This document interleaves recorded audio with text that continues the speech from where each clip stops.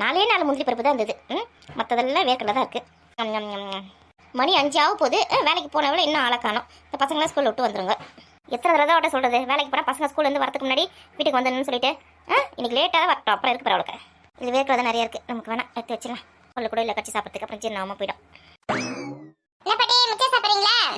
வாங்க வாங்க, ஸ்கூல் விட்டுட்டாங்களா? பாட்டி 10 ரூபாய் கொடுங்க பாட்டி. எதுக்குடா 10 ரூபாய்? பாட்டி எங்க டீ கடையில் சமோசா போடுறாங்க பாட்டி, சுட சுட சூப்பரா வாசனையா இருக்கு பாட்டி. காசு கொடுங்க பாட்டி. அம்மா பாட்டி சூப்பரா இருக்கு பாட்டி. அதெல்லாம் என்ன செய்கிறாங்கன்னு தெரியல, என்ன மாவுல செய்கிறாங்கன்னு தெரியல. அதெல்லாம் வாங்கி சாப்பிடக்கூடாது, அதெல்லாம் சாப்பிட்டா வயிறு வலிக்கும். வீட்டில் வந்து மிச்சர் இருக்குது, ஸ்வீட் இருக்குது, எல்லாமே உங்கள் மாமா வாங்கி வந்து கொடுத்தாருல. போய் சாப்பிடுங்க போங்க. பாட்டி அதே எத்தனை நாள் பாட்டி சாப்பிட்றது? அதுவும் சீக்கிரமா காலியே ஆக மாட்டேங்குது. நீயா சாப்பிட்றது காலி பண்ணி வை, அது எனக்கு வேணவே வேணாம். அம்மா எனக்கு கூட வேணாம். உங்கள் மாமா வந்து போய் 2 நாள் தான் ஆகுது. அதுக்குள்ளே உங்களுக்கு வேணாவாது, அதுக்குள்ளே உங்களுக்கு போராட்சி போச்சா? உங்களுக்கு கொஞ்சமாக வாங்கி கொடுத்துருக்கணும். கிலோ கணக்கில் வாங்கி கொடுத்துருக்காங்களா? அதை திமிர் அதிகமாக போயிருது. நீங்களே சாப்பிட்டு காலி பண்ணுங்க பாட்டி, எங்களுக்கு வேணாம். 10 ரூபாய் மட்டும் கொடுங்க, நாங்கள் 2 சமோசா வாங்கிக்கிறோம் ஆளுக்கு ஒன்று. உங்கள் அம்மா வந்து என்ன திட்டுவா, எதுக்கு பசங்க காசுலாம் கொடுத்து கெடுக்கிறேன்னு. அதெல்லாம் எதுவும் வேணாம், உட்காருங்க. காப்பி போட்டுறேன், காப்பி மிச்சரை சாப்பிடுங்க. பாட்டி காப்பி வேணா ஒன்று வேணாம் பாட்டி. காசு கொடுப்பீங்களா கொடுக்க மாட்டீங்களா? ஆனால் நம்ம உண்டியில் சேர்த்து வச்சிருக்கோம்ல, அது வந்து எடுத்துக்கலாமா? சஞ்சி இரு பாட்டி தருவாங்க. என்ன குரல்லாம் ரொம்ப ஓவராக இருக்கே? அப்புறம் நீங்க பல்லு வலிக்கிட்டு அங்கேயே கரண்ட் பாட்டு பக்கத்துலயே வந்து சுருக்கு போய் வச்சுட்டு வந்துடுங்க. அங்க இருந்து நான் தான் எடுத்துன்னு வந்து பத்திரமா வீட்டுல வைப்பேன். நீங்க இப்போ உட்காந்துட்டு ஏந்து போகும்போது சுருக்கு போய் இங்க தான் இருக்கும், நான் தான் எடுத்துன்னு வந்து வைக்கிறேன் பத்திரமா. 40 வச்சு 10 ரூபா தரீங்களா தர மாட்டீங்களா? இன்னும் இந்த பையன் மிரட்டுது, என்ன சொல்ல வருது? சுருக்கு பையிலேருந்து அதையும் காசு எடுத்துப்பேன்னு சொல்லுது. பாட்டி நீங்க மைண்ட்ல யோசிக்குது எனக்கு தெரியுது. இந்த பையனே காசு எடுத்துக்குமோ சுருக்கு பையில இருந்து நம்ம அங்க வச்சுட்டு போனா அப்படின்னு தானே யோசிக்கிறீங்க. அந்த மாதிரி நான் பண்ணவே மாட்டேன். நான் இனிமே வந்து எடுத்து உள்ள வந்து வைக்க மாட்டேன். நீங்க எங்கே அப்டேட் பண்ணீங்கன்னா அப்படியே பார்த்துட்டு பார்க்காத மாதிரி வந்துடுவேன். யாருன்னு எடுத்துட்டு போட்டோன்னு பரவாயில்லையா? பையபுல பண்ணாலும் பண்ணும். சரி 10 ரூபாய் தானே வேணாம், தராரு. பாத்தியா பாட்டியை தரேன்னு சொல்லிட்டாங்க. சூப்பர்ண்ணே சூப்பர். இன்னும் ஒரு 10 ரூபாய் எக்ஸ்ட்ரா சேர்த்து வாங்க, நம்ம ஆளுக்கு 2 சமோசா வாங்கி சாப்பிடலாம். இந்த 10 ரூபா கொடுக்கறதே பெரிய விஷயம். வாங்கி கும்பிடு. எவ்வளோ காசு எடுப்பாங்க? இந்த 20 ரூபாய் இருக்கு, 4 சமோசா வாங்கிவா. பரவாயில்லையே பாட்டி, 10 ரூபாய் கிட்ட 20 ரூபாய் கொடுக்குறாங்களே. அதில் 4 சமோசா வருதுல, ஒரு சமோசா எனக்கு, ஒரு சமோசா உனக்கு, ஒரு சமோசா தங்கச்சிக்கு, இன்னும் ஒரு சமோசா வந்து அம்மாக்கு எடுத்து வைங்க. நானும் உங்க 2 பேர் கிடையாது. அது ஏற்கனவே எந்த எண்ணெயில் செய்கிறாங்கன்னு தெரியல. அதெல்லாம் சாப்பிட்டு அப்புறம் வயிறு தான் வலிக்கும். ஒன்று போதும். சரி பாட்டி கொடுங்க. நம்ம சமோசா கேட்டால் வேணாம் வேணான்றது, இவங்களாம் மட்டும் நம்ம பேரை சொல்லி சாப்பிடுவாங்களாம். சரி நமக்கு சமோசா கிடைச்சா போதும், யார் சாப்பிட்டா என்ன? வா செஞ்சு போகலாம் வாண்ணே. அவளை எங்கடா கூட்டின்னு போற? அவளை எங்கேயும் விட்டுட்டு போ. நீ மட்டும் போய் வாங்கி வா. ஓரமா போ, வண்டியில வரும். பாட்டி நானும் போவேன். வண்டியில வர 2 பேரும் போத்தாவல, அண்ணன் மட்டும் போயிட்டு வாங்கி வரட்டும். நீ வாங்க. நானும் போவேன். சஞ்சய் நில்லே. என்ன அவளை கையை பிடிச்சிட்டுன்னு போ, சொல்ற பிடிச்சி கேட்க மாட்டேங்கிறா பாரு. பத்திரமா போயிட்டு பத்திரமா வாங்க. சரி பாட்டி நீங்க பயப்படாதீங்க, நாங்கள் பத்திரமா போயிட்டு பத்திரமா வந்துடுறேன். 4 சமோசா தானே? ஆமா 4 தான். அப்படியே தொட்டுக்கிறதுக்கு ஏதோ சக்கப்பா ஒன்று தருவாங்களேடா, கெச்சப்பு குச்சப்பா. அது கூட வாங்கி வா. அப்படியே கிளவிக்கு பற்றி கெச்சப் வேணுமா? கெச்சப் சரி பாட்டி வாங்கினேன். சஞ்சய் நில்லு, அண்ணன் வரேன். சமோசா சாப்பிட்டு நமக்கு ரொம்ப நாள் ஆச்சு. இன்னைக்கு சாப்பிடலாம். என்ன சாப்பிட்ட உடனே வயிற்றுக்குள்ளே யாரோ துணி பிடிக்கிற மாதிரி ஒரு வலி வலிக்கும். அதை தான் கொஞ்சம் பொறுத்துக்கணும். ஸ்கூல் பேக்லாம் வழியிலே போட்டு போயிருக்கோம். இப்போ இத்தனை உள்ள வைக்கலாம், மிச்சம் எத்தனை உள்ள தட்டு போட்டு மூடி வைக்கலாம். ராதிகா வந்து சாப்பிட கொடுக்கலாம். ஏன்னா வேஸ்ட்டாக தான் போகும். இந்த பசங்களாம் சாப்பிட மாட்டேங்குதுங்க. என் பிள்ளை வரோம் 10 மணிக்கு, அவங்ககிட்ட கொடுக்கலாம் பார்த்தா நைட்டில் சாப்பிட்டு ஜீரணம் வந்து சொல்லுவாங்க. கொடுத்தா நம்ம தான் சாப்பிட்டு காலி பண்ண போல இருக்குது. ராதிகா கிட்ட கொடுத்தமிச்சாலும் அவங்க ஃப்ரெண்டுங்களுக்குலாம் கொடுப்பா வேலை செய்கிறதுல. நாளைக்கு கொடுத்தமிச்சு முதல்ல காலி பண்ணலாம். அது இருக்க வரைக்கும் வேறு எதுவுமே வாங்கினதே கொடுக்க மாட்டாங்க. இதுவே தினமும் சாப்பிட்டு சாப்பிட்டு மூஞ்ச லட்சம் மாதிரி இருக்குது. நாளைக்கு கொடுத்து முதல்ல காலி பண்ணணும். இந்த பெரிய பொண்ணு கீதா, ராணி இவங்களுக்கெல்லாம் நல்லா சாப்பிடுவாங்க.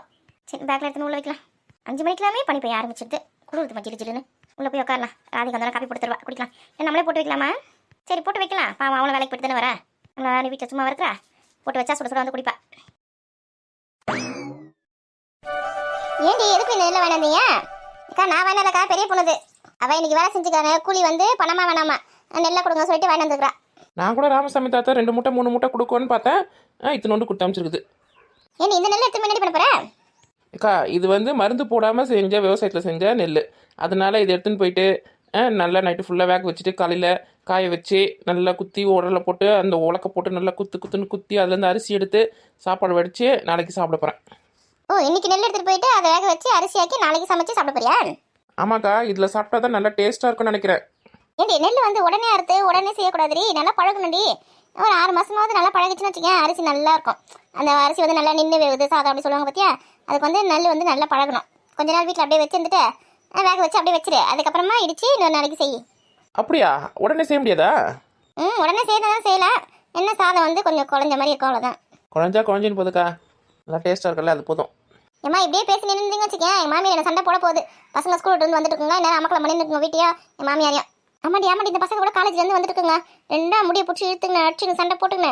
உண்டுல நாயின் இருக்குங்க. வா போலாம். மறந்தே போயிட்டேன். நேரம் அங்கே ஒரு போர்க்காலமே நடந்திருக்கும். எப்படி ஓடுது பேர். கட்டின புருஷனுக்கு பயப்படுறாங்களா இல்லையா? பசங்களுக்கு தான் பயப்படுதுங்க இந்த காலத்து பொம்பளைங்க. உனக்கு என்னம்மா உன் மாமியார் பார்த்துக்க போதும் குழந்தைய, உனக்கு எந்த கவலையும் கிடையாது. ஆமாம், நீங்கள் சொல்கிறதும் சரிதான். கீதா ராணி எங்கே இருக்கானா?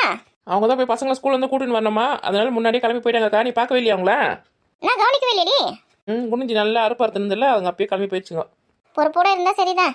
இத்தனை நாள் அவங்க வீட்டுக்காரர் தான் கூட்டின்னு வருவார். இப்போ நான் இவங்க கூட்டு வரத்துக்கு போயிருக்காங்க. தெரியலையாக்கா, அவங்க வீட்டுக்காரருக்கு வேலை ஏதாவது எக்ஸ்ட்ரா இருக்குது நம்ம வேலையில், வர லேட் ஆகும், ஃபோன் பண்ணி சொல்லியிருப்பாங்க, அதனால போகிறாங்க. ராதிகாக்கா, அவங்க பசங்க தனியாக வந்துடுமா ஸ்கூல்ல இருந்தேன்? நான் தானே கூட்டின்னு வருவேன், இல்லைன்னா என் மாமியார் போய் கூட்டின்னு வரோம். இல்லைன்னு வச்சுக்கேன், பசங்க கூட பக்கத்து வீட்டில் பெரிய பசங்க இருக்காங்களா, அவங்க கூட நடந்து வந்துருங்க. நம்ம எனக்குன்னா இந்த மாதிரி வேலைக்கு போயிட்டு வரத்துக்கு லேட் ஆச்சுன்னா அதுக்கே தெரிஞ்சிடும். அம்மா வரலன்னா நம்ம வந்து அந்த அக்கா கூட போயிடலாம் அப்படி சொல்லிட்டு வந்துருங்க. இந்த வசந்தியோட பசங்க இருக்கிறாங்களே. யார் வசந்தி? எனக்கு தெரியலையே.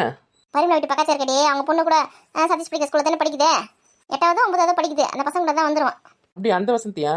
சரி சரி சரி. நல்ல வேலை பசங்க இன்னும் காலேஜ்லேருந்து வரலடி. இப்போ 5 மணிக்கு தானே வருவாங்க. ஆமாடி, இன்னும் 5 நிமிஷம் தான் இருக்குது, வந்துருவாங்க பார். எங்கள் வீட்டு பசங்க வந்துருக்குங்க. மாமியார் என்ன பண்ணி இருக்குங்கன்னு தெரியல. சரி, அந்த பேங்க் ஒரு டிஃபன் பாக்ஸ்லாம் கழுவி வைக்கலாம். இந்தக்கா என் டிஃபன் பாக்ஸ்க்கு நல்லா சோப் போட்டு கழுவி கவுத்து வை, நாளைக்கு எத்தனை போத்துக்கு வேணும். கூட கழுவிடுறேன். இந்தக்கா எல்லாத்தையும் நல்லா கழுவிடு. இது என்னடி இது 3 டிஃபன் பாக்ஸ் இருக்கு, நமது 2 தானடி. அச்சோ, மறந்தே போயிட்டேனாக்கா. இன்னொன்று வந்து பெரிய பொண்ணு டிஃபன் பாக்ஸ்க்கா, அதில் வர பரோட்டா அந்த குழம்புலாம் வேறு இருக்குதுக்கா, அவட்ட கொடுத்தா இப்போ மறந்துட்டேன். முதல்ல அவளுக்கு ஃபோன் அடி வந்து எடுத்துன்னு போக சொல்லி டிஃபன் பாக்ஸை. இந்த பரோட்டா வேறு வச்சு வித்த காமிச்சுனுக்குறா. அந்த பரோட்டா எங்கே வாயில் வைக்க முடியுதாடி? ஐயோ, இதுவே நம்மக்கிட்ட வந்துச்சு. இருக்கா ஃபோன் பண்ணுறேன். இரு ஒரு நிமிஷம் ஃபோன் பண்ணாத. எனக்கு அந்த பரோட்டா நீ சாப்பிட்டு போறியா? நான் சாப்பிட போதில்லை, உனக்கு தான் விட்டு விடுறேன். ஐயோ, எனக்கு வேணாப்பா. நில்லுடி, ஓடாதடி. ஏம்மா எனக்கு வேணாமா, நீயே சாப்பிடாத. ஏய் நில்லு, ஓடாத. அவளே காப்பாத்து. எப்படி ஓடுறா பத்தியா? இல்லை, இது வீட்டு பின்னாடி குழி தோண்டி புதைக்கணும். நான் என்ன சாப்பிட்டுச்சுன்னா செத்து போயிடும். அவளோட டிஃபன் பாக்ஸை சேர்த்து கழுவி வச்சிடலாம். காலைல வந்து வாங்கிட்டு சொல்லலாம். வந்து இவ்வளோலாம் யார் சமைக்க சொல்கிறது?